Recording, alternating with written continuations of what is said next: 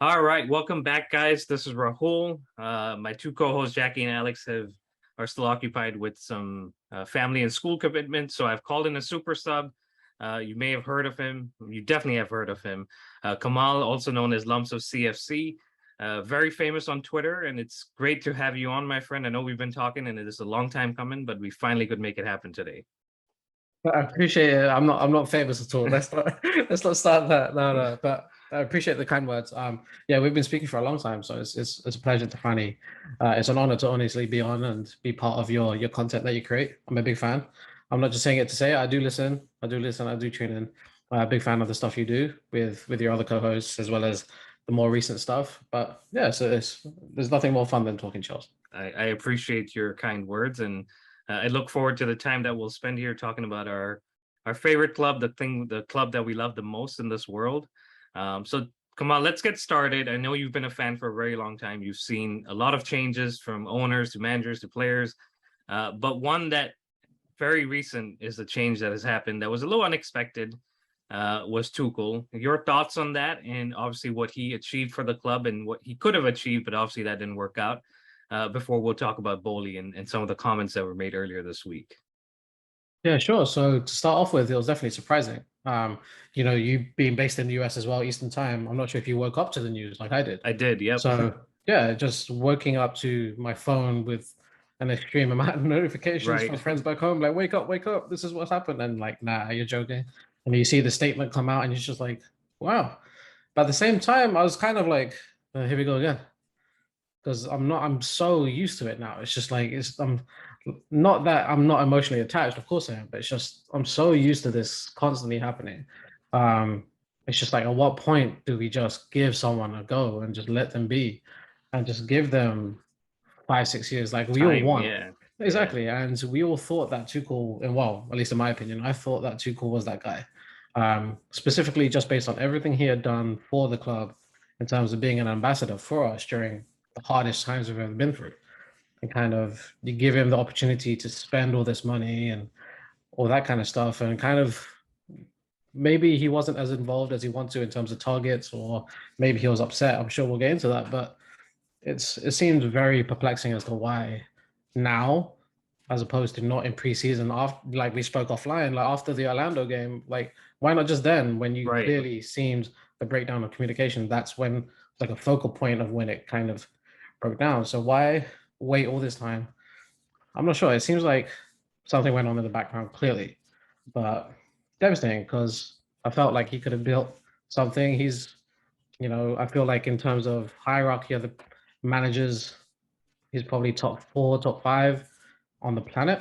So there's no one else really out there that's available. Yeah. And you've seen what he's accomplished. He's been to all the domestic cup finals. Right. He's been to every cup final. He's struggled in the league, but besides that, he's a successful coach, and he's forever immortalized in our history. But yeah, it sucks. I felt like we should have given him a bit more More. backing in the sense of let him get the players out that he clearly wanted to get out. And with the DX and stuff, I'm sure we'll get into it. But Yeah. it's strange. It's very strange. Yeah. No, I share the same sentiments as you, and kind of, you just get numb to it at some point about all these Yeah. changes. I think the one that hit me the hardest, and I'm sure you feel the same way, was the Lampard one. And 100%. as much as we love Tuchel, when I read it, was I surprised? Yes, but was I surprised? Not really, because that's just Exactly. what we do. That's just what Chelsea does, even if it's Bowley or a different ownership group. And you're right. I think it just felt like he was going to be the one that was going to bring a Premiership back to the club after 2017. So it just didn't. The timing, like you said, just didn't feel right. But again, from everything we read and heard and seen, um, it seemed like there was a breakdown way earlier, and they just kind of Yeah. held on and felt like after the the Zagreb game, they decided to make the move. Ultimately, we thank Tuchel. That's all we can do as fans, and hold him close to our hearts, like we have done with tons of managers. And I'm sure he'll be back. I've said it in previous episodes. I'm sure he'll be back in the Premier League to haunt us like other managers have. Oh, probably. Yeah. But let's talk about Todd Boehly for a second. So he came in at the end of May, early part of June, and everything pointed towards Tuchel's going to stay. We're going to back him. We're going to give him the resources. Up until the Tuchel firing, you were pretty impressed with what everything he and his group had 100%. done, right? Yeah, 100%. And he was my leading candidate from the get-go, just based on simple research from seeing how he handles the American teams like the Dodgers and the Lakers and Right. stuff like that. Incredibly successful teams. And, you know, he said it prior to like someone found like an interview from years ago where it was like, well, how do you make your team more valuable? And he said the only way is doing that by winning. And Right. it's just like, yeah. So he understands winning is main thing. But as well as that, giving a culture, building a culture, building a structure.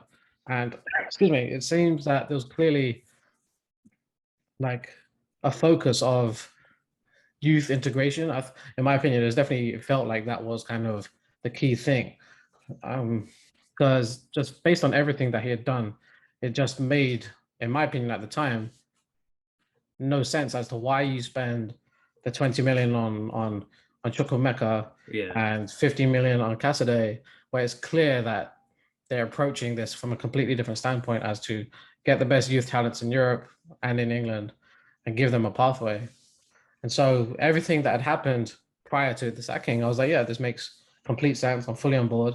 You know, everyone on Twitter was making those like the compilations and the good food memes and all this kind of stuff. And everyone was backing it. And then all of a sudden, you can't just flip a switch and be like, oh, we hate him now just because of one decision. You kind of have to see how it plays out.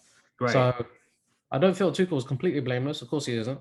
There were some, you know, just the way we were playing football, the way everything was coming down. It seemed kind of like I kind of sensed it coming, like, oh, here we go again. Like this seems like the player power site's happening again. Everyone's unhappy. The football's not good. So yeah, I mean, like to answer your question in a long-winded way, I was definitely fully on board with whatever Todd wanted to do because he kind of cleared out everything, and I was happy with that. Cleared out Marina, Bruce Buck, Scott McLaughlin. I forget the other CEO. I think, correct me if I'm wrong, is a Guy Lawrence, or that's prior. I forget his name, but you know, just someone who wasn't really part of the fan base didn't really like. So it will seem like a clean slate, and I'm not sure. I'm assuming you follow American sports pretty well. It's like when a GM comes in, he gets his guy with him, right? And it seems that's exactly what's going on here. Like new guys come in, they clear out everything, and they come in tandem with their guy. And seeing Potter was the one, so we just have to just deal with it now and just see how it goes. I mean, and that's what we've done, right, for the last 20 plus years as fans, is we've just dealt with it.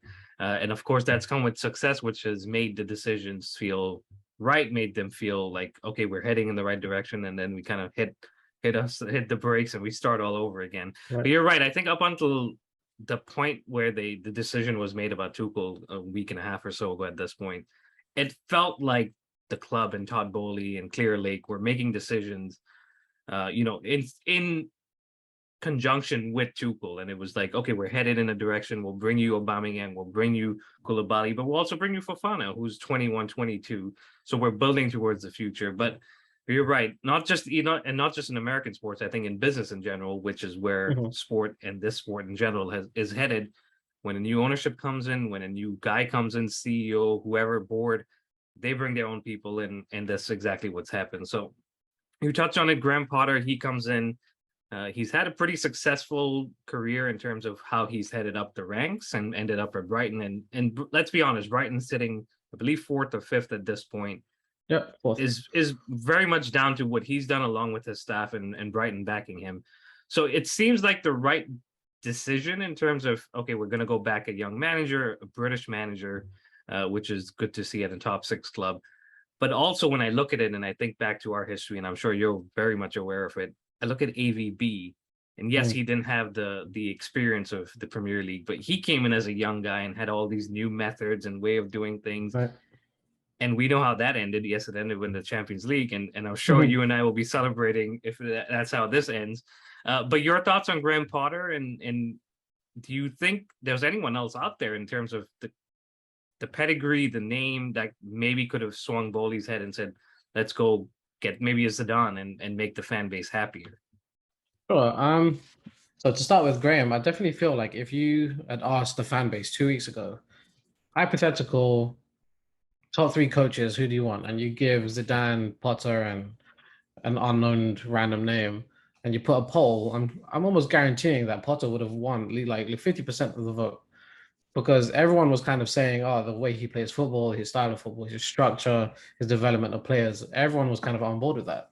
And even on the British media, they're all saying, oh, Potter deserves a top six team. The second we hire him, it's like, oh no, not that one.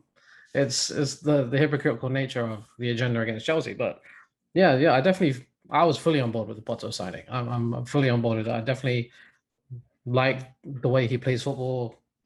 He deserves a chance, clearly. The fact that he turned down Tottenham last year is a big plus for me. So it's, yeah, just everything he does in terms of methodology and seems like this, I don't want to say new age, but you see the way he plays football against the big teams. You saw how he played against Man City and Liverpool and even ourselves. Right. He dominated us. So it's clearly a great tactician. Just requires time. This is a completely different scale for him. So I am a bit nervous, just on how he's going to cope with these egos, this completely different infrastructure. So it's going to be interesting to see. But from him standing alone, I definitely feel he needs the time though. That's the main thing, right? It's how this plays out. 5 year deal. Is he going to last the 5 years? Who knows? Boehly clearly seemed, based on reports, that it was his guy all along with the Cucurella conversations and all that kind of Right. stuff that's come out. So he's clearly impressed. And based on Boehly's experience, he gives people a lot of time. Like his Dodgers coach, I don't follow baseball, but I've read that he's been there almost 10 years now. Yeah, and So, I was actually going to mention that I think his name is Dave Roberts. oh, He came in as a younger guy, and he's been there, like you said, almost close to 10 years. So that points towards, if the right man comes in and works with them and gets them results. Because I think Dodgers, I don't follow them that closely, okay. but I think the Dodgers have been pretty successful on the field or on the pitch, whatever you want to call it. So ultimately, I think what you're saying is time is needed, but 100%. got to deliver on the pitch with the guys that you have right now. Absolutely. And I do think the overall squad is capable Right. of finishing in the top four position. It's going to be tough because Manchester United look a lot better. Arsenal look a lot better, as much as it hurts to say those things. But it's it's got to be done. It's just it's a minimum. I know the reports are saying that, oh, if he does it, it's okay, but realistically, we all know it's really not. It's a must. It's a must do. But I'm confident. But I like the overall structure of the way it's heading with you know him being involved in a sporting director hire and seeming like the Salzburg guy is going to be the one. Who knows if that's true, but it seems like he's the leading candidate and another young guy with data and going in the Right. analytical format of modern football. It seems like a match made in heaven. Yeah, I mean, I agree with you too, right? Like we do need to evolve. We do need to keep up with the times. And I know Liverpool are following the data model that you just mentioned. I'm sure Man City are, and all the top clubs are, because that's what is driving not just sport but the world. Everyone's driven by the data. Everyone's driven by what the data is telling you.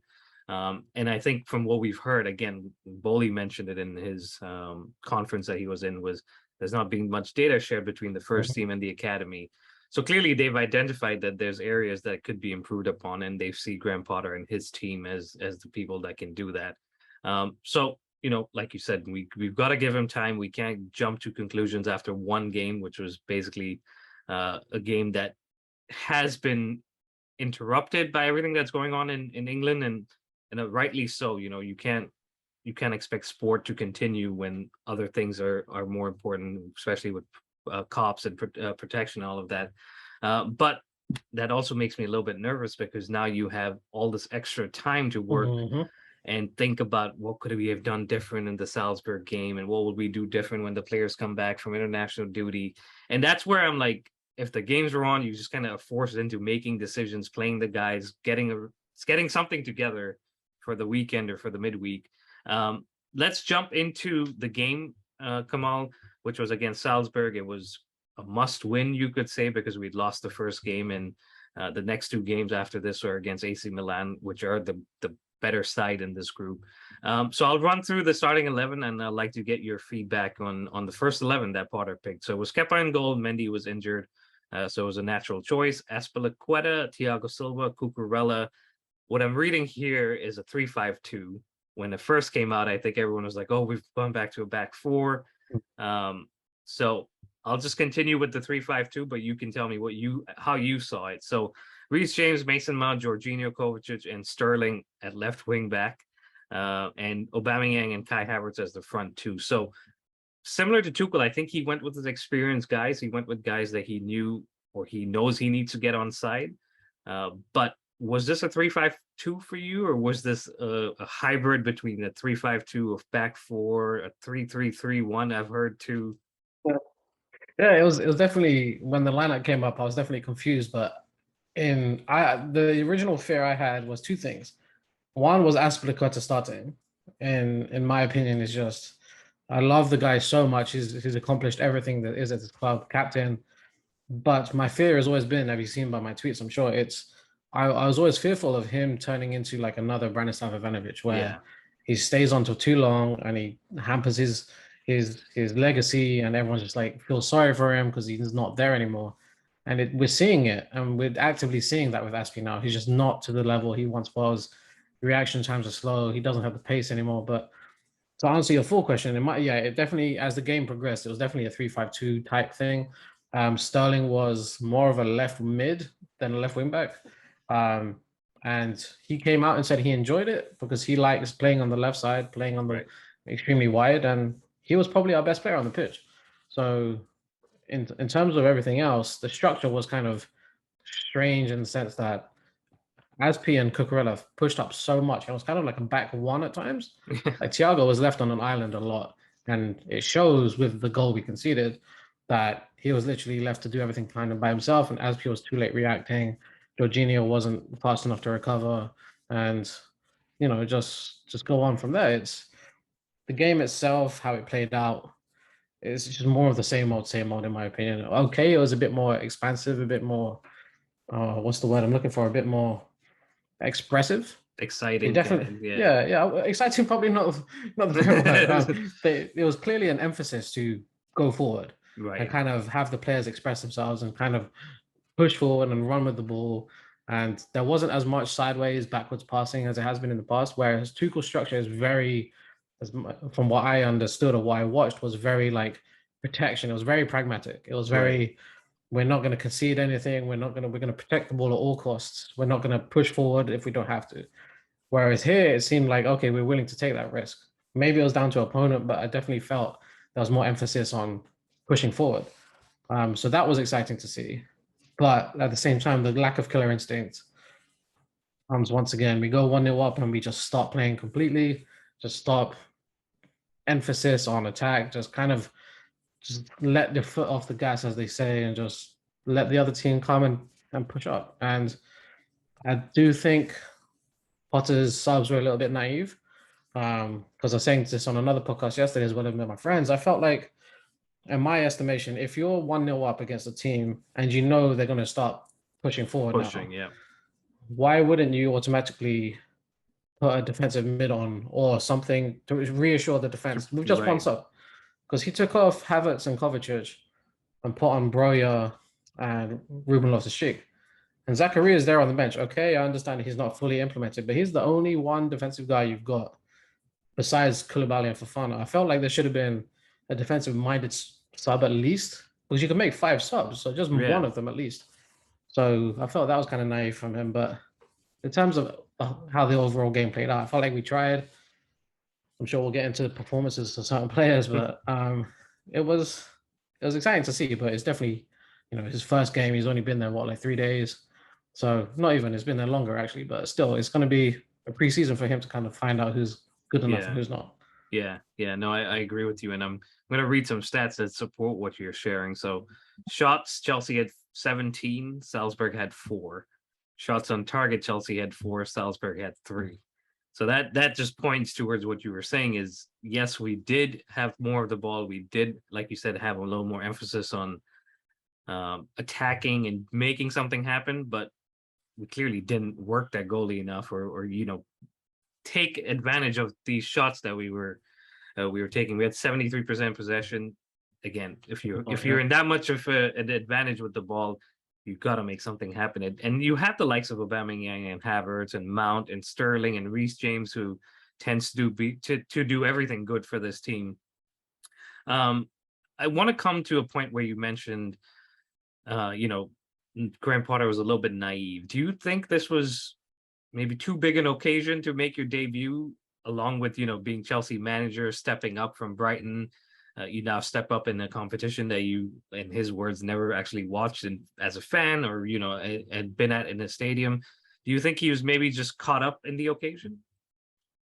Perhaps. I definitely felt like he was a bit kind of too cautious in the sense of his lineup in general, because he came out and said, if I'm not mistaken, it's not word for word, but he said we went with experience and Champions League know-how. Yeah. So with that being said, you look at the bench and it's like, okay, there's no one that's really had experience in this level with Ruben Loftus-Cheek, although he's been here for so long, hasn't really played a lot of Champions League games.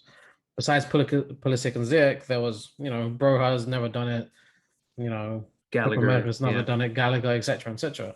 So I understood his reasoning, but at the same time, to go back to the Azpilicueta thing, I felt like he played Azpi purely because he's the captain, right? And he's clearly probably been the most communicative with Potter throughout and been a lot of help.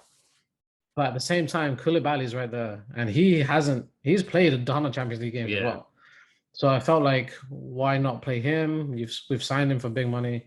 And Fofana too, it's just like, okay, he hasn't really played at this level, but he's still an elite player for his age. Yeah. So it was kind of that was the one, and I still to this moment still questioning why you played Azpilicueta. And I get it in retrospect, captain, all that kind of stuff, but I don't think he was too caught up in the occasion. It just felt like, if you remember when Tuchel's first game too, he went straight with experience. He was like, these guys know this system, so he played Alonso and so on and so forth. He went with straight experience, and he was like, this is an unfair lineup.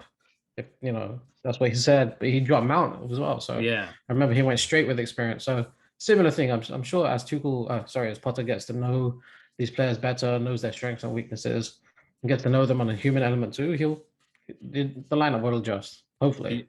Yeah, let's hope. And that's where the man management comes in, right? You look at Fofana, you look at Koulibaly, they don't play in the game.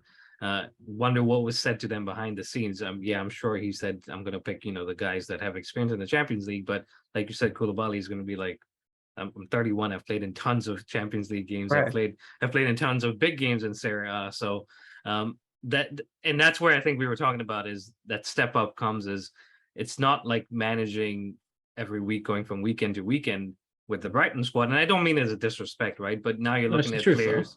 You're looking at players that have achieved quite a bit in their career, and they look at a manager that comes in, is trying to find his feet. You got to keep all these guys on side, and I get that you play Azpilicueta for those reasons as captain, but now that they don't have a game for another 2 weeks, you kind of almost expect Koulibaly and Fofana to be in the next lineup. I think so. Maybe I may be wrong, but we'll have to see how he goes for Crystal Palace. So you wanted to talk about player performances. Who stood out for you? Let's start with some positives. Sterling, for sure, has been our best player this entire season, in my opinion. I know the fan base was kind of torn as when we signed him. Yeah. He does miss a lot of chances. Let's not get that mistaken. He does. But his record speaks for himself. Over 150 goals scored. He's been playing at the elite level since he was 17. So in his prime age, per se, as I say, 27. So yeah, he's the leader on this team. He's clearly our best attacker in terms of everything he brings. And he's shown it. He's our leading goal scorer. He creates the most. So yeah, in my opinion, he was fantastic. Reece James was, again, always solid. Always is. He's just immense. He has to start for England ahead of Trent. He just has to. From a selfish standpoint. I like how you plugged that in there. for sure. England, World Cup coming up. I want to talk to you about that. Yep. yeah, for sure. We will.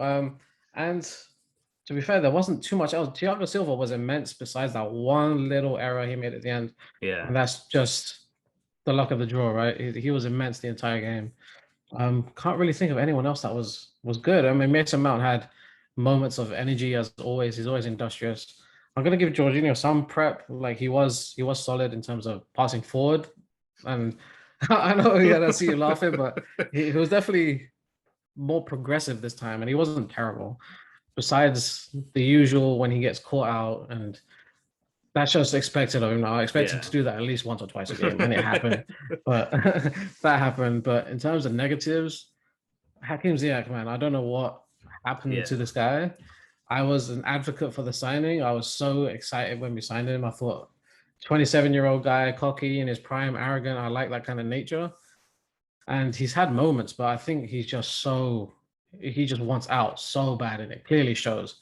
I'm Yeah. not going to question the guy's effort because obviously you can't justify that. But from the outside, it just looks like he's just had enough. And he tried to leave, didn't get it, and I'm sure And he's going to try when he's on the pitch. But my God, his performances just don't justify him being anywhere ahead of the pitch before Pulisic. And I know I've got my agenda against that, but that's more against that's more on the US men's national team fan base as opposed to Pulisic himself.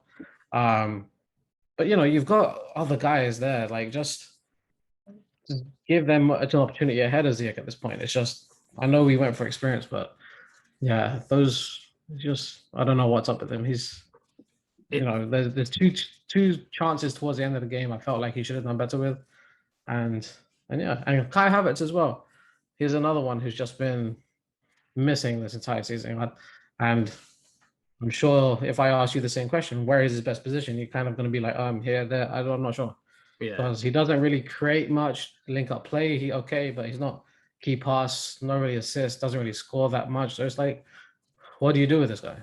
Yeah, So it's confusing. he's still cashing in his checks from the Champions League final, Mm, for which sure. the credit's gonna run out soon because there's only that much you can do with you know with that major moment. Now again, he did it. He scored in that moment, and we're always going to remember it. But you're right. Mhm. He came in as they'd like to throw around a lot as a generational talent, and we haven't seen that generational talent come through on a regular basis.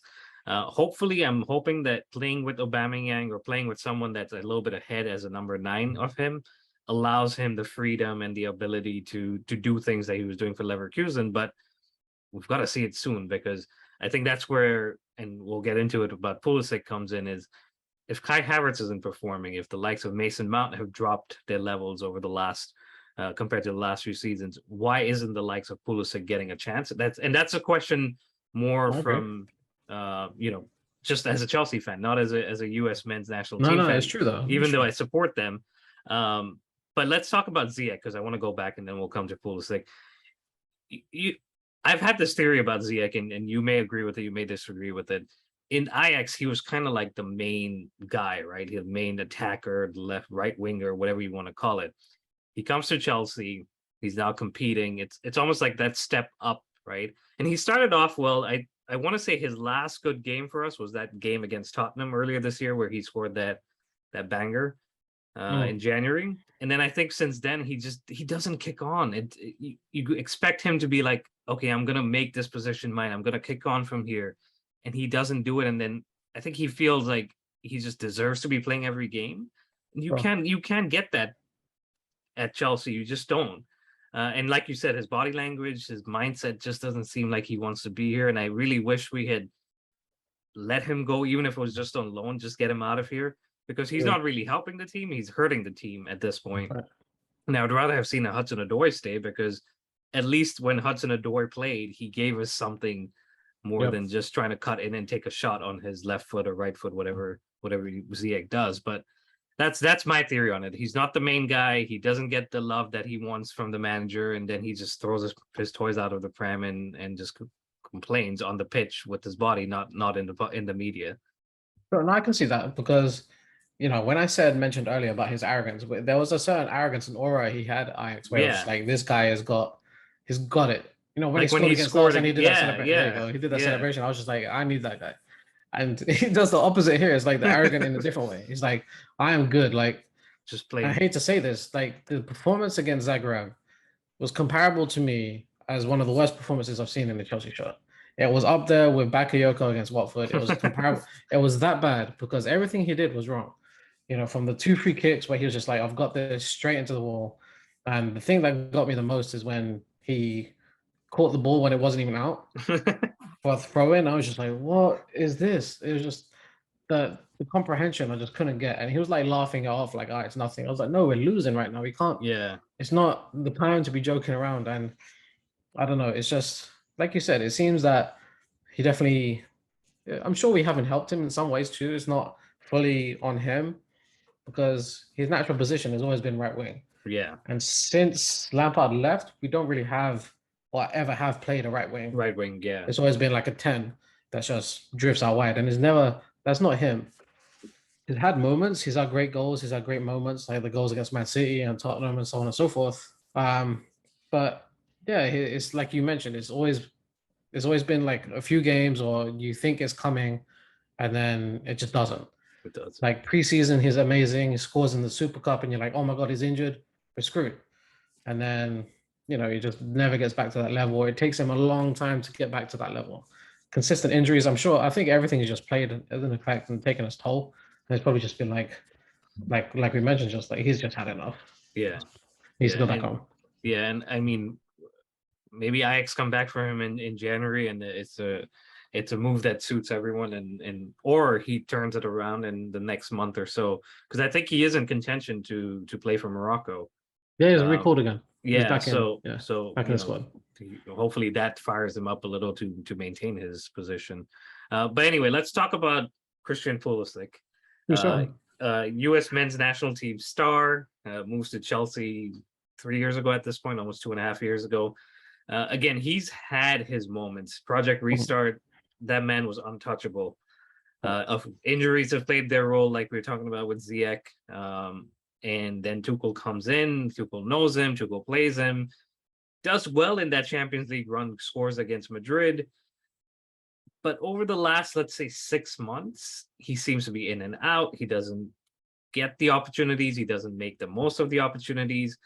How do you see this going? Because all of a sudden, all of America thinks Chelsea and Tuchel just don't like Pulisic, right? Mark Pulisic, his dad's making comments, and I listen to the guys over on ESPN, and they have nothing nice to say about Tuchel, even when he plays him. Is this simply down to there's other players in his position that were preferred, maybe a Timo Werner, a Hudson-Odoi, Mason Mount in certain cases, or is this managing his injury? I just don't know what it is, and I want him to be successful, right? I want every kid in America to be wearing a Pulisic Chelsea jersey, but he's got to step up at some point. Agreed. So it's a conjuncture of both things. It's not. I'm not gonna be one of those biased fans and say, no, Pulisic's out, get him out, he's rubbish. He's not. He's clearly talented enough. He's got moments, and he's had moments, consistent moments. Like the goal against Liverpool last year was fantastic, and everyone forgets about that. He's had moments, and he's a moments player. It's the consistency. It's at this level, it's hard to be consistent, and I understand that. But at the same time, it's also tough because it's not entirely his fault, but it's also expected when you're at the highest level of professional football in this league. If you come off the bench, you have to hit it running. You just have to. You just can't be lackadaisical and hope something happens. It's just the way the game is, because you have to be an impact player. It just is, and it seems that many things are against him in the sense that positionally, let's just be honest, Tuchel never really played him in his consistent spot of his preferred spot. And even to a point, I was just like, okay, this is clearly not working. Why aren't you giving him a chance? I never really said that on Twitter because I love getting the hate from US men's national team. But I can admit it right now. I was always like, why isn't it's clearly not working? Kai Havertz isn't doing anything. Mount's not doing anything. Timo was obviously not doing anything. No one was doing anything. So why just give him a run out for a few games? Let him start. So that was confusing, but we don't know what goes on in training. And that's why I was going. Maybe he doesn't apply himself correctly or the right way or show the right attitude. Who knows? The stuff his dad says doesn't help the situation. Because if I'm Tuchel, I'm just gonna be like, no, sorry, like you can't. I don't need that noise. As selfish as that sounds, as arrogant, Tuchel has every right to just be like, no. Yeah.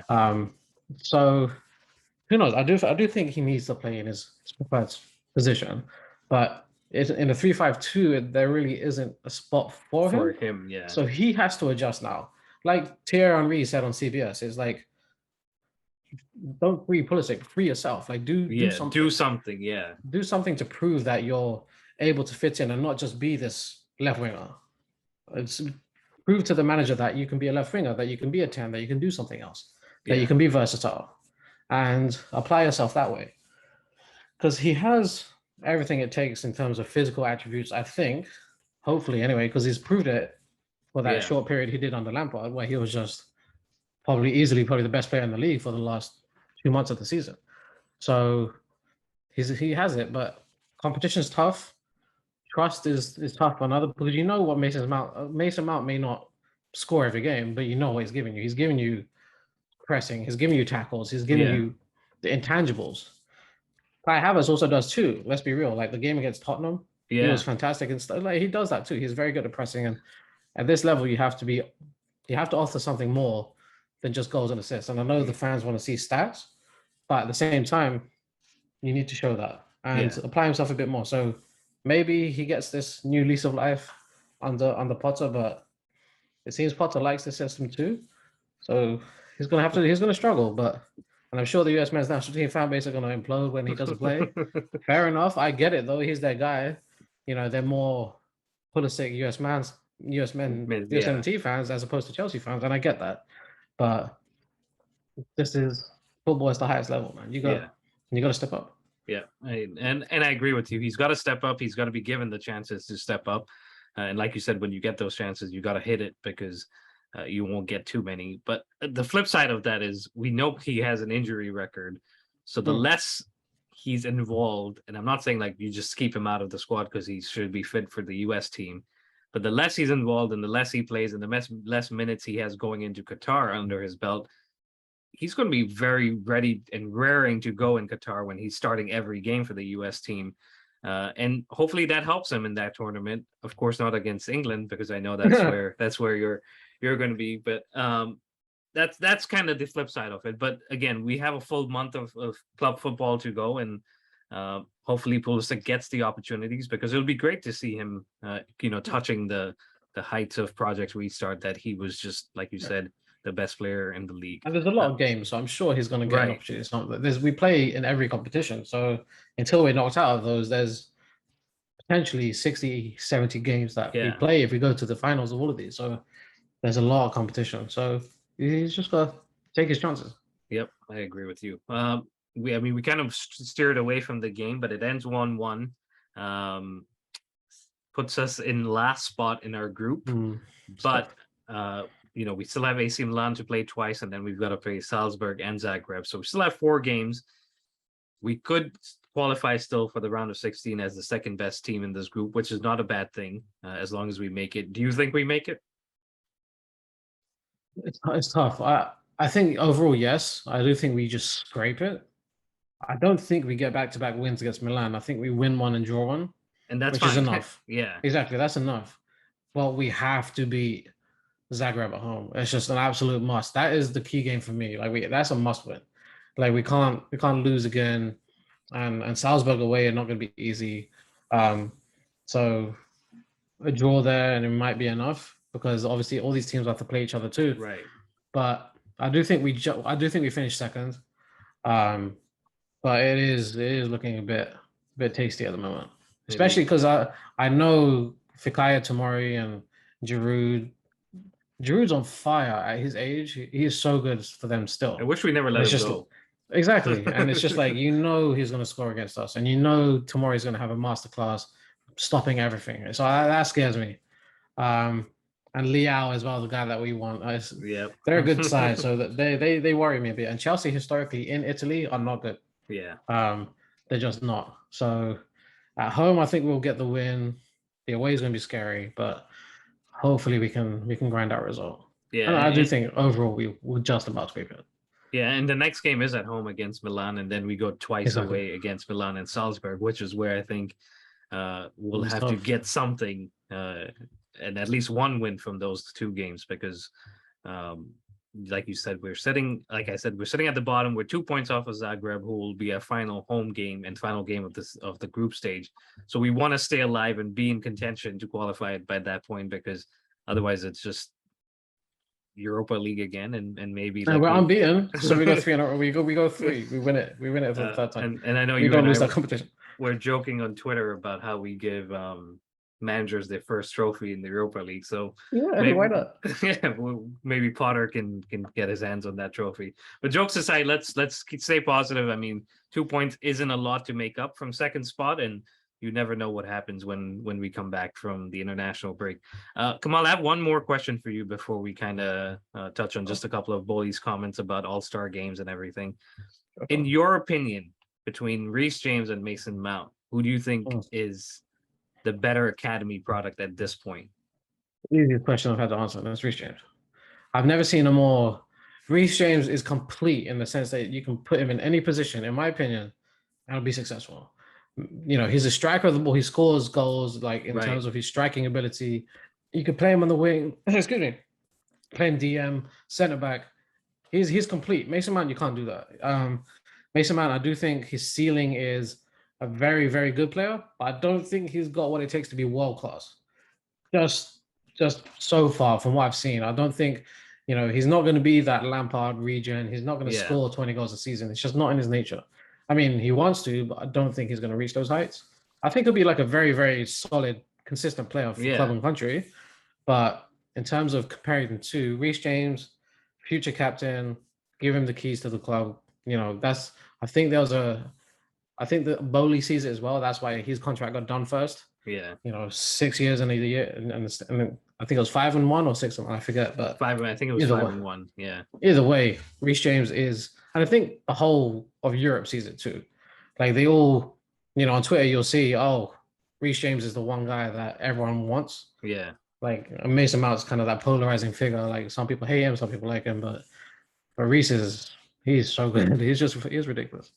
Yeah, and the point of the question wasn't to say one or the other, but between the two at this point, I have to agree with you. I think Reece James is a little more advanced in terms of you know, his development and what he brings to the squad. Mason Mount is a great player, adds a lot to the squad, like you were touching on, and definitely has his moments, contributes in the big games, who's Champions League assist.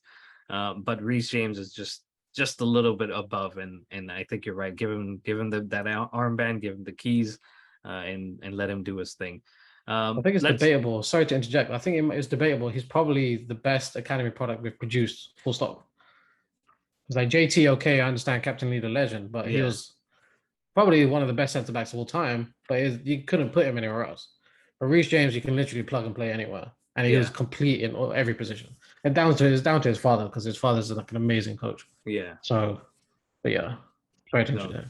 Great shout out to JT and to Reece James' dad, Nigel. But Kamal, let's talk about Todd Boehly for a few minutes here, and then we'll wrap up with the World Cup. Talks about an all-star game. You and I live here in the US. We've seen all-star games in all sports pretty much. And always, I think, maybe not you, but I've always wondered what the all-star teams would look like in the Premier League or even across leagues in Europe. But no one really listens to me when I say it, because my name's not Todd Boehly and I didn't spend billions on buying a club.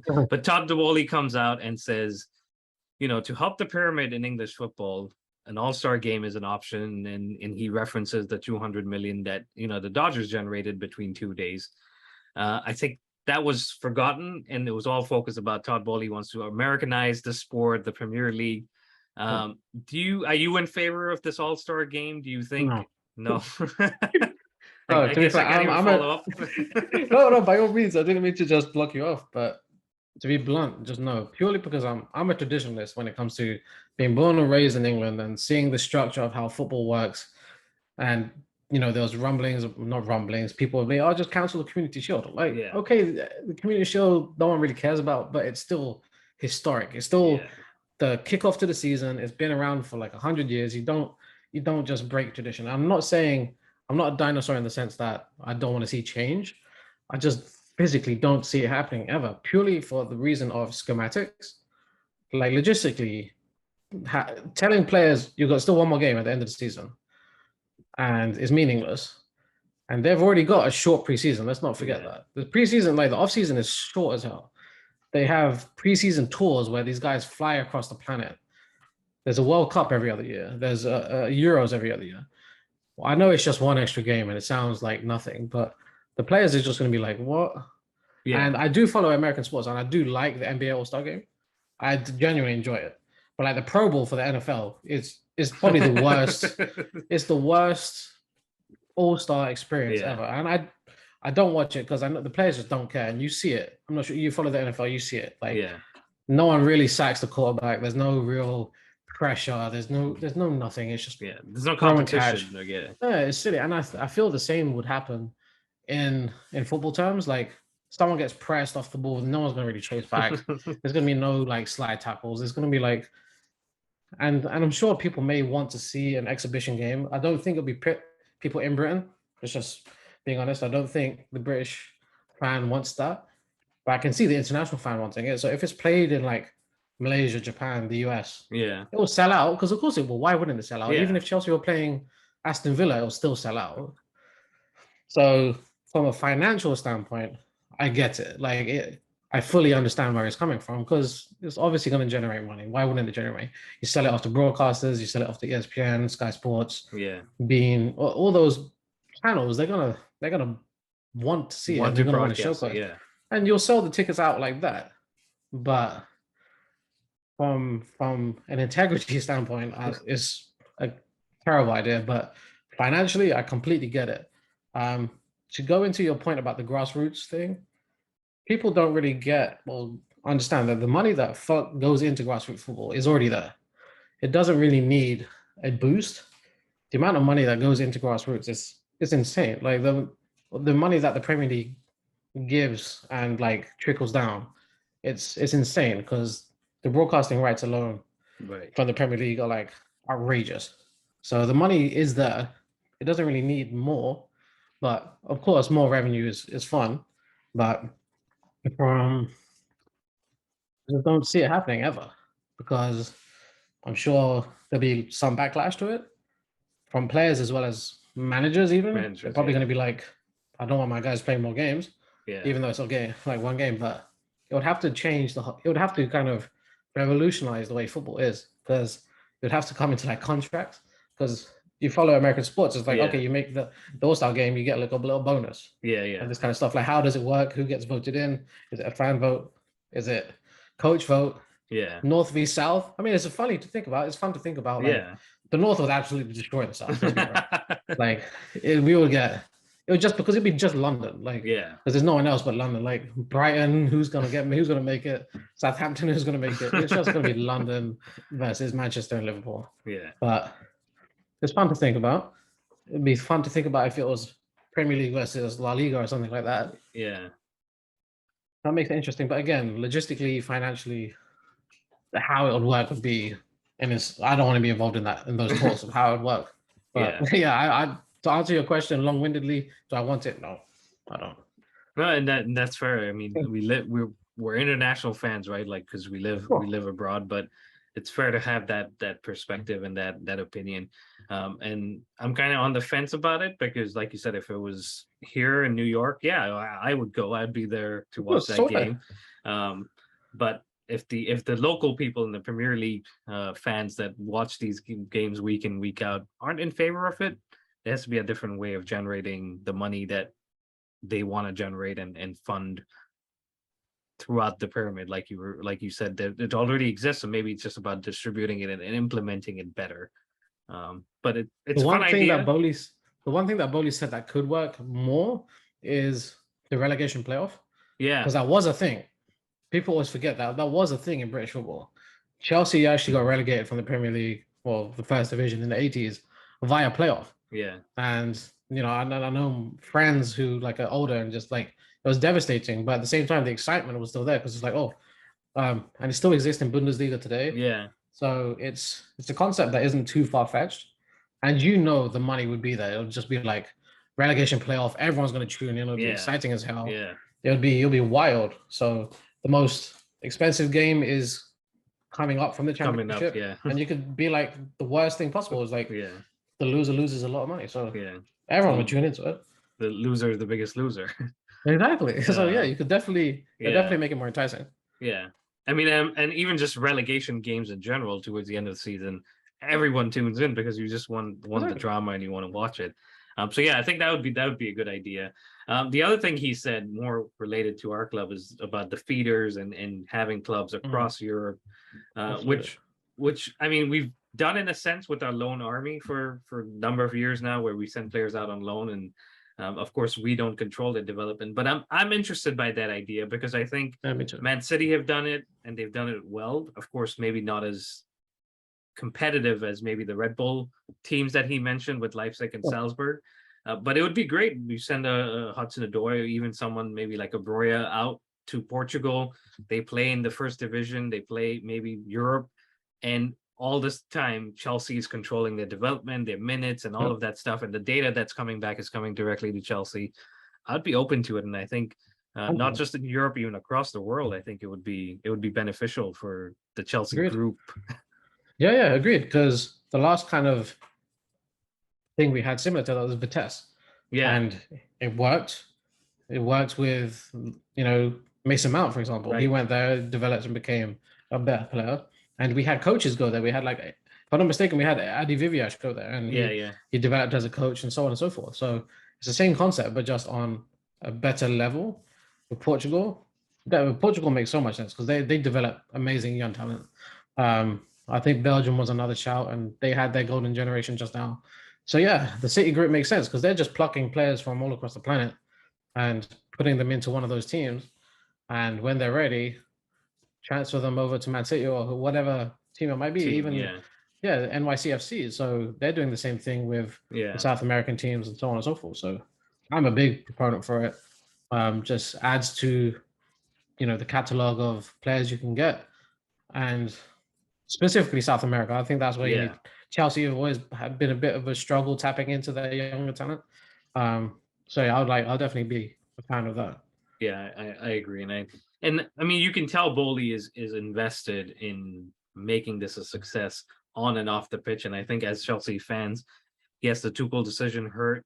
Yes, certain Mhm. decisions will hurt in the future, but ultimately we know, like Roman, this is being done for the long-term future of the club to get it to a point Absolutely. where it's competing at the highest level for many many years.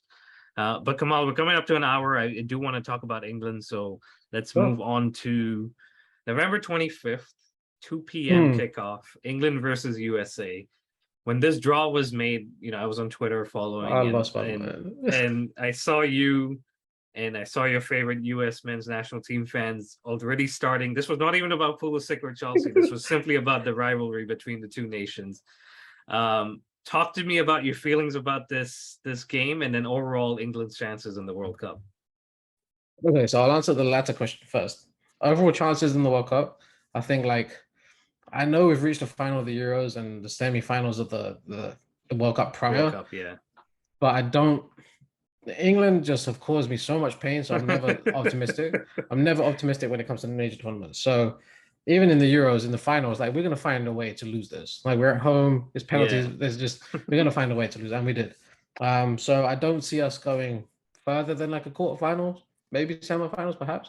I think we're probably not being too egotistical. I do think we're the best team in the group. Um, and I mean I think that's a fair comment.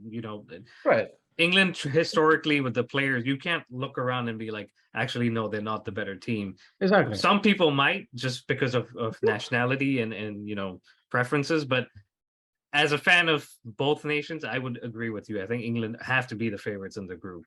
Sure. And I don't. I just feel like England are constantly missing something. It's whether it's a creative player. We rely too much on Sterling. Sterling for England is fantastic. Kane goes missing sometimes. Grealish for England is great, but doesn't really start. Yeah, And then Southgate is just. I understand he's our most recent successful coach, but he makes some insane decisions at times. I know, and it's the same with you guys and Greg. Although he's actually won trophies like the US, the Gold Cup and the Nations League, Nations League. everyone Yeah, still doesn't really like Greg. Like there's yeah, still that like skepticism about like, why do you do this? Why do you do that? We want him out, even though he's achieved things that US other coaches haven't done. So there's still that with Southgate. It's always a question. No fan really truly believes in him. He's done great in the sense of bringing the country together, etc., etc. But we need a better coach to kind of get you Take those it to the wins. next level. Yeah. Exactly. To answer your question about the game, it's going to be so much fun. It's going to be so much fun. I'm in group chats with split 50-50 of American fans and US and English fans. So it's going to be carnage on the timeline. It's going to be so much fun. I do think we're going to win. I do genuinely think that. I think it's not going to be as close as people think it's going to be, in the sense that I think one team's going to dominate, but it might not be like a 4-0, if that makes sense. It's going to be like one of those Chelsea wins where it's like 80% possession and it's like a 1-0 or 2-1 win, and then that's it. So it's not going to be too much of a heavy scoreline, but I do think it's going to be tasty to watch. I don't think Pulisic is going to do anything like everyone's saying, like, oh, he's going to score and go past Reece James and blah, blah, blah. Yeah, it's just not going to happen. It's going to be fun to watch no matter what. If we lose that game, I'm going to have serious issues mentally because I'm just not going to be able to handle it. You've seen the interactions I have. Yeah. It's going to be bad. It's going to be so bad. I've already got a bet on with someone else that if England lose, I have to get a US men's national team with Pulisic on the back. So that's already a bet. I'm like, it could happen, but in the past, everyone brings up the 1-1 and the goal with Rob Green and so on and so forth. But it's like, come on, there's like flukes. It's gonna be your biggest game in like of all time. So it's gonna be fun to watch, man. It's gonna be so much fun. Yeah, I mean the World Cup in general is fun, but as luck would have it, these two end up together, and I believe it's the second game of the group stage, so pressure will be on either team, and it's definitely going to be fun, like you said, and I'll be watching your timeline and your Twitter closely, and we'll definitely be in touch by then anyway. But Kamal, I think we've had a great time chatting with you. An hour has flown by. I know it's a little bit later here on the East Coast, so I appreciate you jumping on. Okay. No problem. I hope you enjoyed your debut here on the Premier Chelsea. Absolutely. And would love to have you back on. And stay in touch. And guys, that wraps it up. Thank you very much for listening. Please continue to subscribe and like us. It's at the Premier Chelsea on Apple, Spotify, Google Podcasts, and on YouTube and on Instagram. It's also at the Premier Chelsea, and on Twitter, it's at Premier Chelsea. And also follow Kamal. It's Lumps of CFC. You'll see his beautiful face on his the Pakistani fan, and honestly, jokes aside, it's good banter, it's fun banter, but also logical tweets and things that fans can relate to. So I appreciate you, Kamal, and we will be back with a new episode. There's no Chelsea game this weekend, but there are Premier League games that we'll be watching, and then there's an international break. But stay safe, guys, and up the Chelsea.